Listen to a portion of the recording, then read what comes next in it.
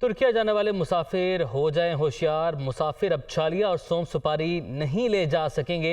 Civil aviation authority की screening के जरिए रोकथाम मुमकिन बनाने की हिदायत। इस हवाले से मज़ीद मालूमात हासिल करते हैं। राहिल अली हमारे साथ मौजूद हैं। राहिल, बताइए इस फैसले से मुतालिक।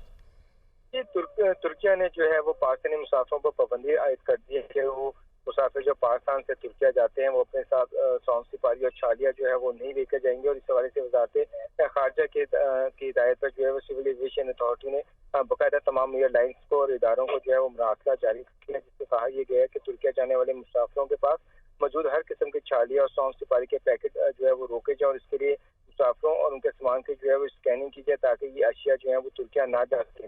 इस हवाले से एयरपोर्ट मैनेजर्स, एयरलाइंस, एएसएफ और ग्राउंड हैंडलिंग जो इदारे हैं उनको जो है वो हिदायत जारी कर दी गई हैं। वज़ारत ख़ारजा की जानिब से बताया गया कि एक पाकिस्तानी मुसाफिर से तुर्किया में छालिया जो है वो बरामद की गई थी, जिसके बाद उसको जो है वो गिरफ्तारी भी अमल में लाई थी। ठीक है, आपने अपडेट किया राहिल, आपका बहुत शुक्रिया।